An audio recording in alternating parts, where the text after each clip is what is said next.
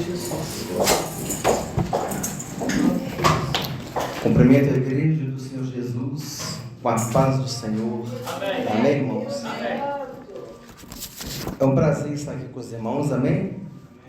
Agradeço a Deus a oportunidade de estar aqui hoje nessa mensagem, no último dia da campanha, amém? Hoje é o dia que nós estamos encerrando, que a igreja está encerrando essa campanha. Jesus acalma a tempestade. E esse texto é um texto muito profundo, irmãos, é um texto muito rico. Nós vamos ver aqui quantas lições nós vamos extrair desse texto, amém?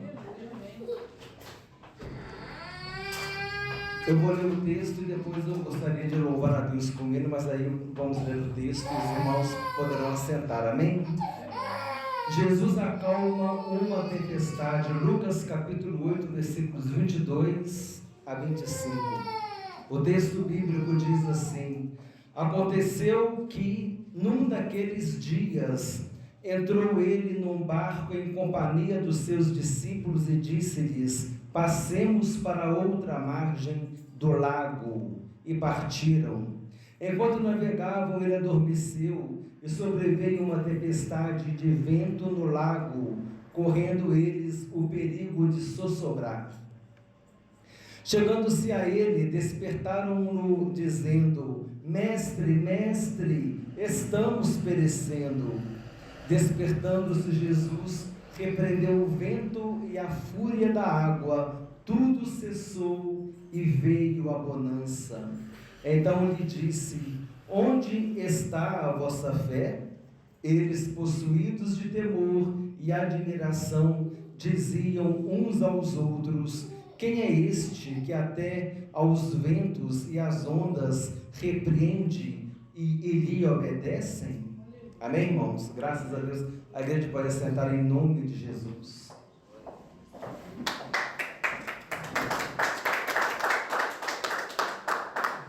Vamos louvar a Deus com ele, irmãos. Já louvei a Deus com esse hino aqui, mas eu gosto muito dele.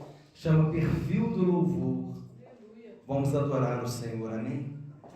Quero adorar aquele que fez tudo por mim e ministrar o louvor que vem do coração.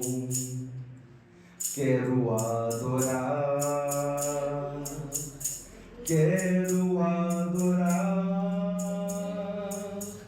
adorarei o Senhor, pois fez-me compreender que na tristeza motivos demais para cantar. Eu louvarei, adorarei, teu nome cantarei, Jesus, até o fim. O meu louvor sempre estará na minha vida até o final. Adorarei de coração, és o motivo da minha canção. Não me perguntes de onde vim, não me importa para onde vou. Jesus, meu guia, minha história, eu te ofereço meu viver, Senhor. O meu louvor sempre estará na minha vida até o final.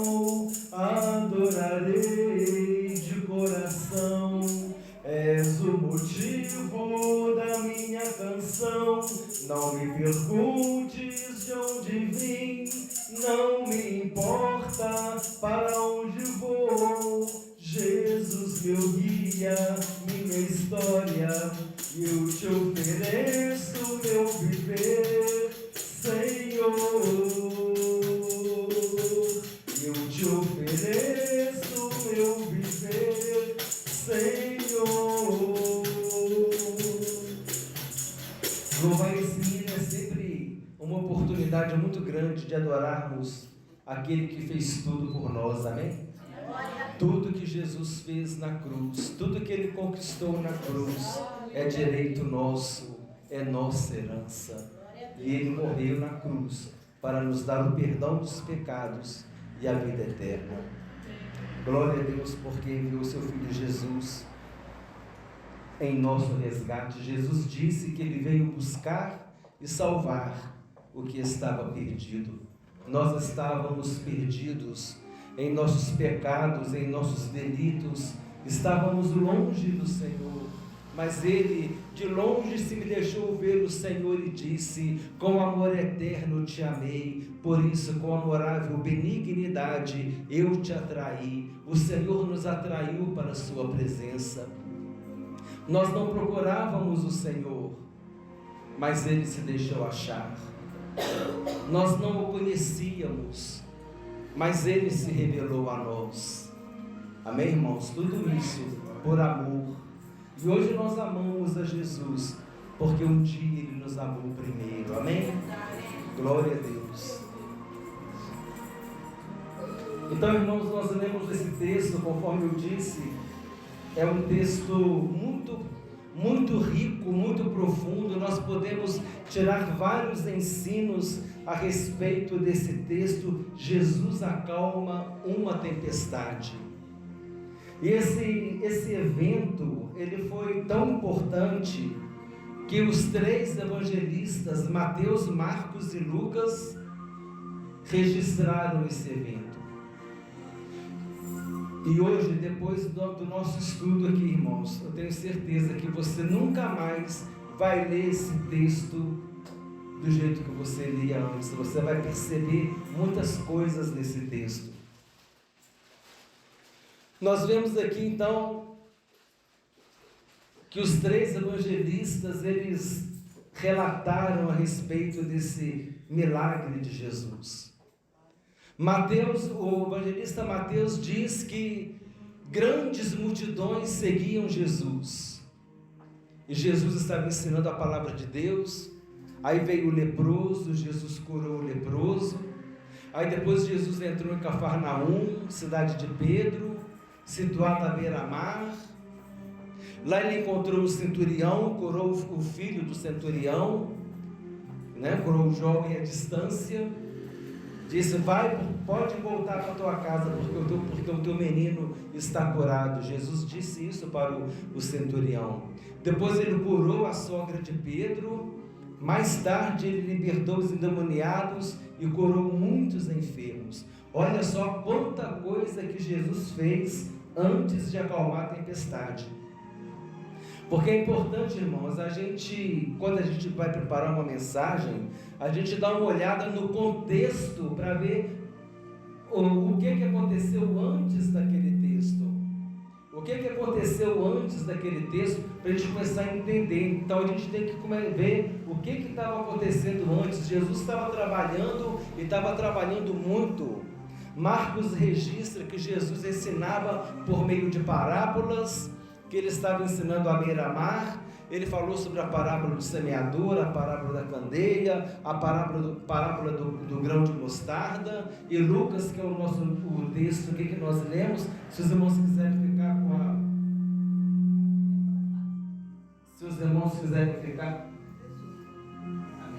glória a Deus, glória a Deus. Se os irmãos quiserem, alô, glória a Deus. Se os irmãos quiserem ficar com a Bíblia aberta, pode ficar, amém? Para acompanhar, porque nós vamos buscar muitas informações aqui em Lucas capítulo 8. E olha o que diz o versículo 1 do capítulo 8. Aconteceu depois disso que andava Jesus de cidade em cidade, de aldeia em aldeia, pregando e anunciando o evangelho do reino de Deus, e os 12 iam com ele. Então olha só como Jesus estava trabalhando aqueles dias todos, inclusive naquele dia em que ele depois, no cair da tarde, ele entrou no barco. Jesus estava tendo um dia cheio, fazendo muitas coisas. E nós entendemos que Jesus, ele aqui diz assim, aconteceu que num daqueles dias que Jesus estava pregando o Evangelho, anunciando a salvação, curando os enfermos, libertando os cativos, num daqueles dias, estava à beira-mar, ele entrou em um barco na companhia dos discípulos e disse: passemos para outra margem do lago, e partiram. Jesus disse: passemos para outra margem do lago. O que tinha, irmãos, na outra margem do lago? Porque é interessante os irmãos entenderem, muitas vezes a gente lê Mar da Galileia, não é? Mas o Mar da Galileia é o lago de Tiberíades. É o mar de Tiberíades, é o lago de Genezaré, é a mesma coisa. Lago de Genezaré, Mar da Galileia, Mar de Tiberíades é a mesma coisa. Por quê? Porque o Mar da Galileia não é o oceano, é um lago grande, com uns 20 quilômetros de comprimento e uns 14 quilômetros, 21 quilômetros de comprimento e uns 14 quilômetros de largura. Mas ele é um lago grande e ele tem características de mar. Ele tem características de mar, tanto é que os discípulos iam pescar, e por isso que ele é chamado muitas vezes de Mar da Galileia, por causa disso. E Jesus disse: vamos para o outro lado do lago. Mas qual lago? O Mar da Galileia mesmo. Só que do outro lado, o que tinha? Tinha Decápolis, tinha aquela cidade onde estava o demoniado gadareno. Então, o que estava acontecendo? Jesus, ele estava querendo se retirar um pouco com seus discípulos. A ideia de Jesus aqui era ele ir lá para Decápolis, lá para aquela região, porque ali a população era gentia, ali os judeus não iam atrás dele. Então Jesus estava querendo descansar um pouco com os seus discípulos. Ele disse: são muitos dias de trabalho, vou descansar um pouco, vou ficar um pouco com os meus discípulos, então nós vamos partir para o outro lado. E agora acontece uma coisa, eles partiram para o lago, e enquanto navegavam, Jesus adormeceu. Jesus adormeceu, irmãos. Por que Jesus adormeceu? Aqui demonstrando a natureza humana de Jesus, demonstrando que Jesus era homem.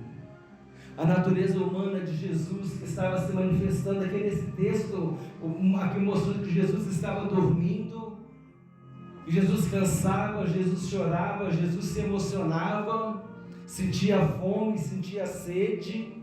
Ele sentiu fome, foi buscar figueira, sentiu sede, pediu a mulher samaritana água. Ele chorou quando viu Jerusalém com aquela incredulidade toda, porque Jesus era homem, e o Verbo se fez carne e veio habitar entre nós, cheio de graça e de verdade, e vimos a sua glória, glória como do unigênito do Pai. Olha quantas coisas que esse texto já nos deu. Já mostrou que Jesus estava trabalhando muito, já mostrou que ele ia para o outro lado da margem do lago, onde não tinha os judeus, para ele poder descansar com seus discípulos. Agora fala que Jesus, enquanto navegavam, Jesus adormeceu. A natureza humana de Jesus ele já estava com o corpo cansado de vários dias de trabalho. E nós lemos, o próprio Lucas diz que ele andava de cidade em cidade, de aldeia em aldeia, pregando o Evangelho do Reino, anunciando o Evangelho do Reino, e os 12 discípulos iam com ele.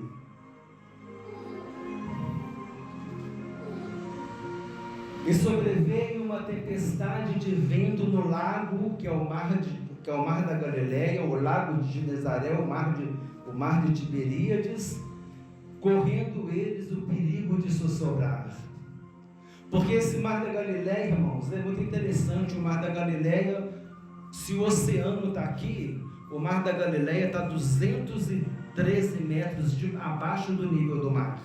Então aqui é um calor muito forte. Então o que acontece? No final do dia, o ar que está aqui no mar da Galileia, ele está muito quente, e aqui em cima tem montanha, o ar está muito frio.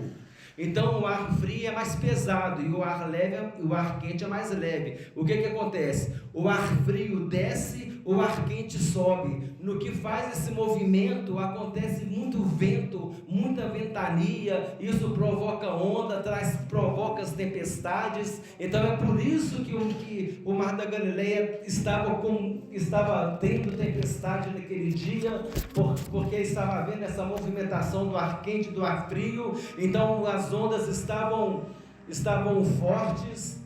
Mas o que é interessante, irmãos, é o seguinte: isso não era problema para os discípulos, não. Pedro, Tiago, João, André, eles eram pescadores, eles viravam à noite pescando, né? Eles conheciam aquele mar, eles conheciam aquelas águas. Para eles não tinha problema nenhum ficar ali pescando.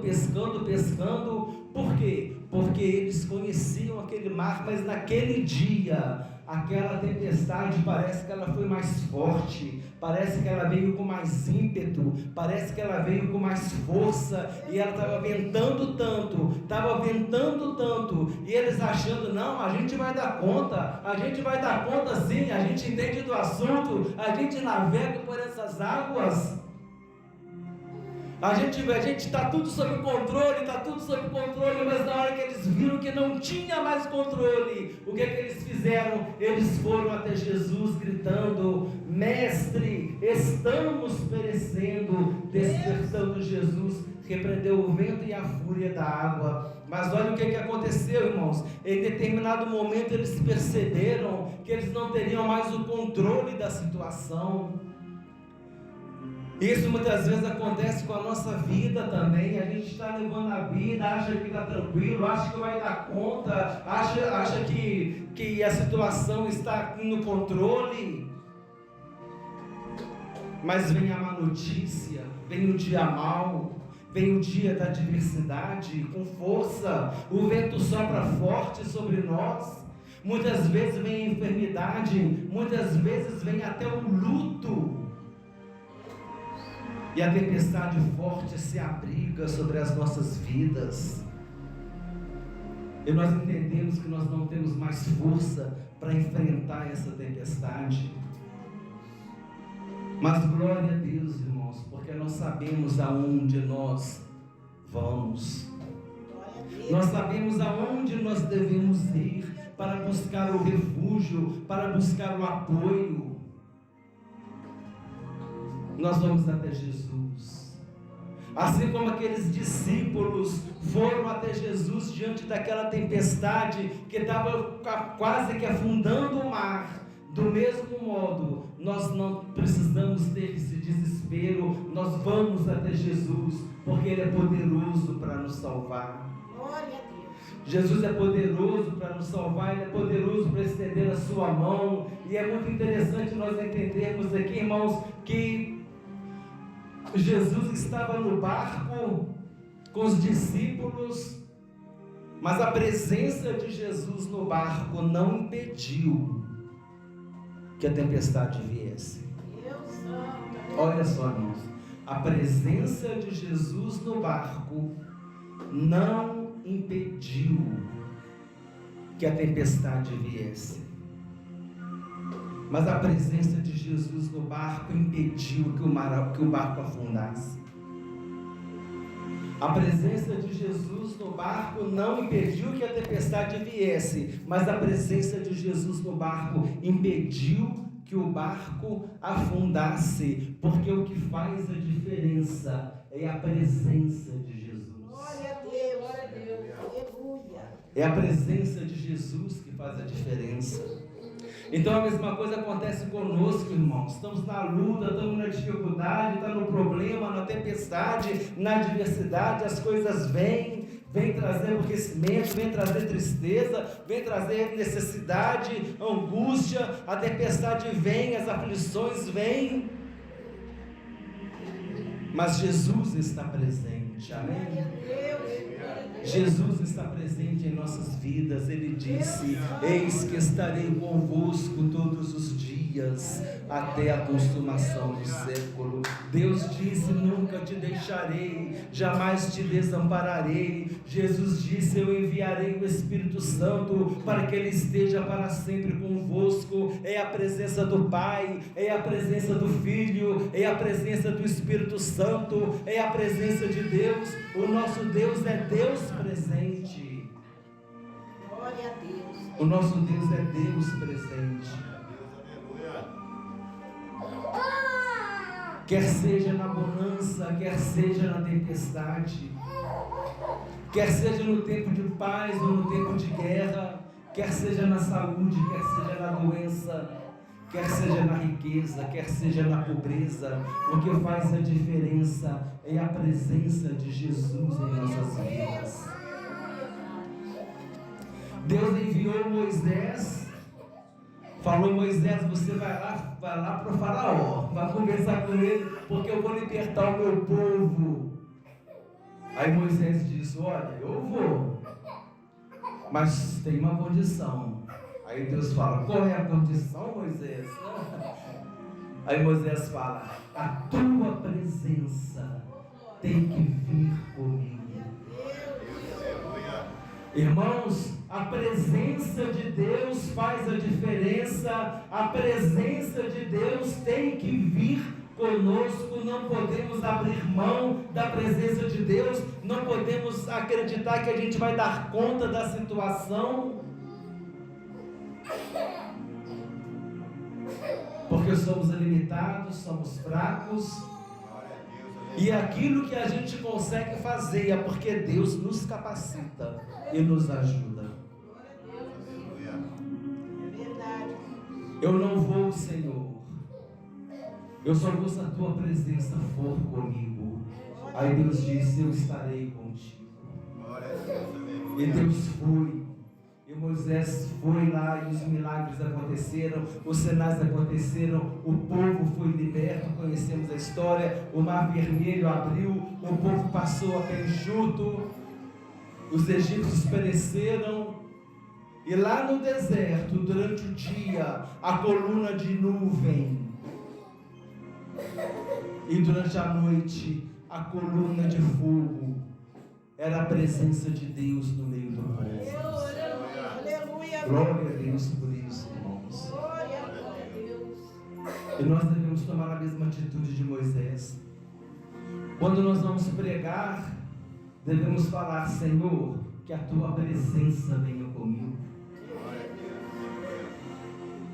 Quando quando nós vamos fazer um culto na casa de alguém, um culto no lar, Senhor, que a tua presença venha comigo. Você vai evangelizar: Senhor, que a tua presença venha comigo.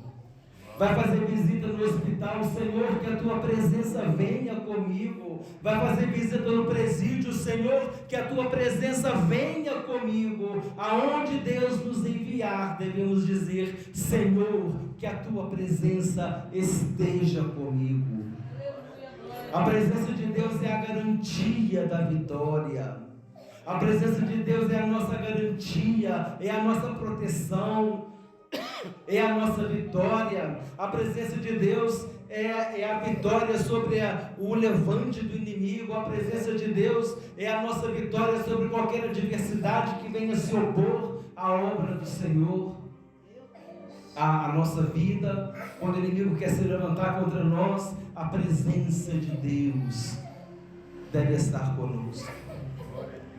Lembra daquilo que o salmista disse: Senhor, brilha sobre mim a luz do teu rosto. E quando Moisés desceu do monte, o seu rosto brilhava. Por quê? Porque ele estava na presença de Deus.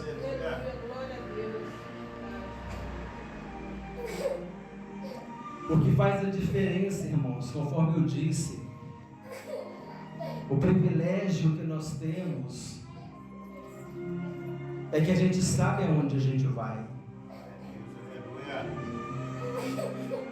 Os discípulos estavam ali, a tempestade estava eliminando eles, e o barco ia afundar, Eles foram a Jesus. A mulher enferma sabia onde ela ia. Ela foi até Jesus, tocou nas vestes de Jesus. Glória a Deus. O cego Bartimeu sabia aonde ir. Começou a clamar: Jesus, filho de Davi, tem misericórdia de mim. A mulher Cirofenícia sabia aonde ir. Senhor, liberta minha filha. Jairo sabia aonde ir. Quando nós vamos até Jesus, Ele estende a sua mão poderosa em nosso favor, em nosso socorro, como Ele estendeu a mão para Pedro quando Pedro estava se afundando no mar. Tudo isso porque Jesus estava presente. Meu Deus. Nós sabemos de onde vem o nosso socorro. Eleva os olhos para os montes, de onde me virá o socorro? O meu socorro vem do Senhor, que fez os céus e a terra. Achegai-vos para mim, e eu me achegarei para vós outros, diz o Senhor dos Exércitos. Clama-me e responder-te-ei, anunciar-te-ei coisas grandes e ocultas que não sabes. Vinde a mim todos vós que estáis cansados e sobrecarregados, e eu vos aliviarei. É Deus sempre nos chamando para ir à presença dEle. Achegai-vos a mim, clamai, vinde a mim, esteja na minha presença, porque eu quero estar presente na tua vida. Glória a Deus.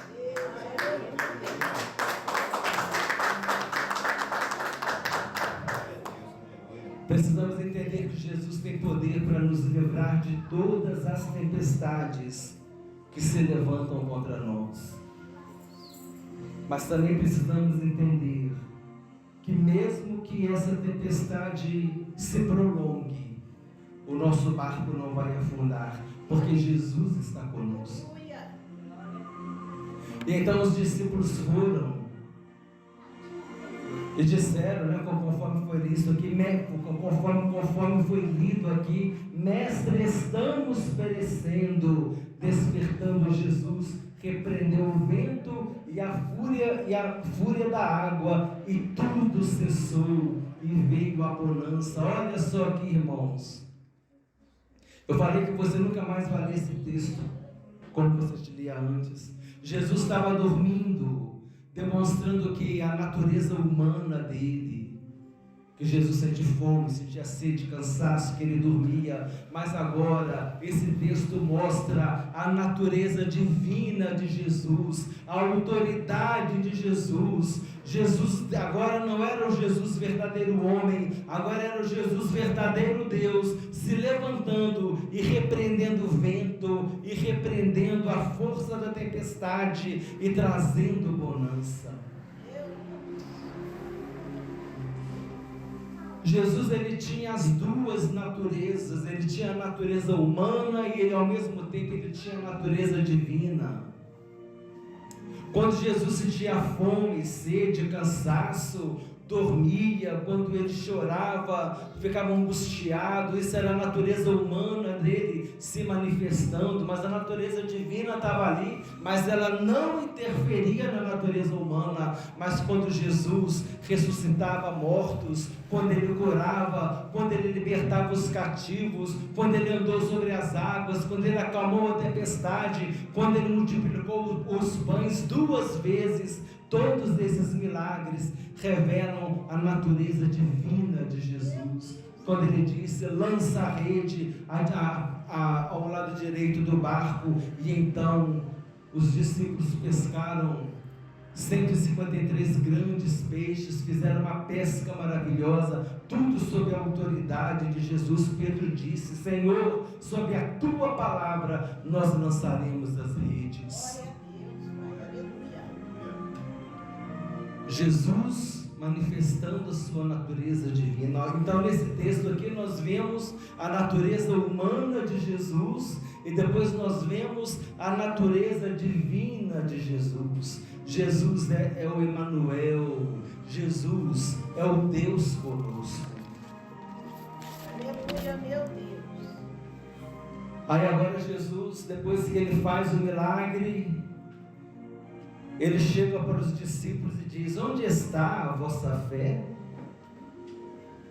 Como que Jesus dissesse assim: opa, peraí, eu estou aqui com vocês no barco, eu estou aqui junto com vocês, vocês estão achando que o barco vai afundar? Eu estou aqui junto com vocês. E quantas vezes acontece isso conosco, irmãos? Às vezes vem a luta, vem a dificuldade, conforme nós falamos, qualquer que seja aquela situação, e a gente vem, às vezes, muitas vezes, como os discípulos, possuídos de temor, angustiado, a gente fica nervoso, muitas vezes a gente pode até murmurar, e a gente não percebe que Jesus está presente, assim como Ele estava presente naquele barco, Ele está presente também em nossas vidas, cuidando de nós. Ele é o sumo pastor das nossas almas, cuidando de nós, o bom pastor que dá a vida pelas ovelhas, o pastor cuidadoso, que alimenta, que protege, que guarda. Glória a Deus. E essa passagem é interessante para nós. E é interessante a gente guardar no coração a presença de Jesus em nossas vidas, assim como a presença de Jesus no barco não vai impedir que as tempestades venham. Jesus disse: no mundo passareis por aflições, mas tenha bom ânimo, eu venci o mundo. Aquele que quer te afligir, o mesmo mundo que quer te afligir, o mesmo mundo que quer te angustiar, que quer te entristecer, que quer te ferir, esse mundo, eu venci o mundo. Glória a Deus. Como quem diz: aquele que te aflige, eu derrotei. Se vem o valente, o valente da casa, como tem aquele texto que Jesus falou, que vem o valente da casa, aquele valente da casa que vem, que oprime, que manda, que pisa, que bate, aquele valente representa o diabo. Aí Jesus disse: chegou um que é mais valente. Quem é ele? É o Rei dos Reis, é o Senhor dos Senhores. Jesus é o mais valente. Jesus é aquele que venceu o mundo. Glória a Deus por isso. Glórias a Deus. Quem é este que até o vento e o mar lhe obedecem? Aqui, irmãos, eu tenho um testemunho pessoal, porque quando eu era jovem, tinha meus 18 para 19 anos, não era convertido ainda, eu me converti na virada de 18 para 19 anos, mas dentre algumas coisas que Deus fez na minha vida, porque eu fui evangelizado por alguém, conversava com outro jovem sobre a palavra de Deus, eu sempre gostava, sempre gostei, e então eu decidi começar a ler o Novo Testamento. Encontrei o Novo Testamento ali em casa, eu comecei a ler o Novo Testamento. Eu não digo para você que eu estava lendo todo dia, mas eu lembro que eu terminei o Evangelho de Mateus. Quando eu estava no meio do Evangelho de Marcos, eu comecei a me interessar e eu falei assim: acho que eu vou procurar uma igreja que lê a Bíblia. Que bênção, né? Foi a palavra de Deus trabalhando no coração. E eu me lembro que quando eu li esse versículo, irmãos, quem é este que até o vento e o mar lhe obedecem?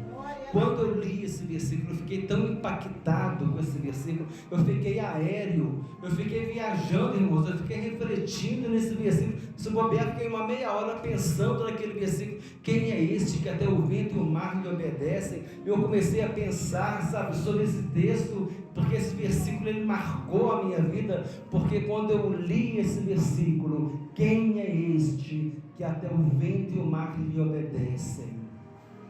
Eu vi aquele milagre maravilhoso de Jesus, que tinha autoridade, hoje a gente sabe falar melhor, naquela época não, porque a gente não tinha muito conhecimento, mas nós temos hoje vendo a autoridade de Jesus para repreender o vento e a tempestade, porque ali era o verdadeiro Deus, Jesus Cristo, manifestando o seu poder e a sua autoridade sobre a natureza.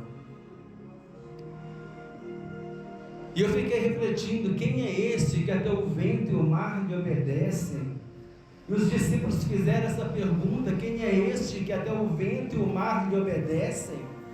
Quem é este que até o vento e o mar lhe obedecem? Mas hoje nós temos a resposta, irmãos. E não é uma resposta só não, é muita resposta. Quer ver, ó? Quem é esse que até o vento e o mar lhe obedece? É Jesus Cristo, o Filho de Deus, o Rei dos Reis, o Senhor dos Senhores, o Rei de Israel, o Emanuel, o Deus conosco, o pão que desceu do céu, a fonte da água viva, a rocha da salvação, o Senhor dos exércitos, o Senhor dos senhores, o leão da tribo de Judá, a raiz de Davi, o maravilhoso, o conselheiro, o Deus forte, o Pai da eternidade, o príncipe da paz, o autor da salvação, o autor da criação, o primogênito dentre os mortos, o alfa e o ômega, o rei das nações, a resplandecente estrela da manhã, o nosso grande sumo sacerdote, o Rei dos reis, o Rei da glória, o sumo pastor de nossas almas, o bom pastor, a ressurreição e a vida, a rocha eterna, a testemunha fiel, o Criador do universo. Em Hebreus capítulo 1, versículo 1, Hebreus capítulo 1, versículo 1, está escrito: havendo Deus outrora falado muitas vezes e de muitas maneiras aos pais, pelos profetas, nestes dias nos falou pelo Filho, a quem constituiu herdeiro de todas as coisas, pelo qual também fez o universo. Jesus fez o universo. Nestes últimos dias, antes Deus falava pelos profetas, mas agora Deus está falando por meio do seu Filho, a quem constituiu herdeiro de todas as coisas, pelo qual também fez o universo. João disse: no princípio era o Verbo, e o Verbo estava com Deus, e o Verbo era Deus. Todas as coisas foram feitas por intermédio dele, e sem ele nada do que foi feito se fez, porque Jesus fez o universo, porque Jesus fez o vento, porque Jesus fez o mar, porque Jesus fez a natureza, Jesus fez tudo. Então tudo está sujeito ao seu poder, à sua soberania e à sua autoridade. Por isso que o vento e o mar obedeceram a Jesus, amém? Glória a Deus, é por isso, meus irmãos. E hoje nós também estamos aqui para obedecer a Jesus, amém? Um coração de servo, um coração desejoso a fazer aquilo que é agradável a Ele, fazendo a sua vontade, amando Jesus. Jesus disse: se me amais, guardareis os meus mandamentos. Só tem uma forma, irmãos. A gente pode louvar Jesus falando eu te amo, podemos fazer, também é uma demonstração de amor, mas eu entendo que a gente demonstra o nosso amor a Jesus quando ele mesmo disse: se me amais, guardareis os meus mandamentos. Amém, irmãos? Convido os irmãos a ficarem em pé em nome de Jesus. Hoje nós vimos esse texto que trouxe tanto ensino para nós a respeito de quem é Jesus Cristo, amém? Devemos nos apegar cada vez mais ao Senhor Jesus. Devemos nos apegar à nossa fé, nos firmar naquele que é o nosso castelo forte. Jesus é o nosso castelo forte, amém? Jesus é o rochedo da salvação. Somente em Jesus, irmãos, somente em Jesus nós temos a salvação das nossas almas. Por isso precisamos recebê-lo como único Senhor e suficiente Salvador em nossas vidas, amém? Amém. Eu agradeço a oportunidade em nome de Jesus, agradeço a diaconisa Marta pelo convite, a diaconisa Solange, que Deus vos abençoe ricamente em nome de Jesus, amém?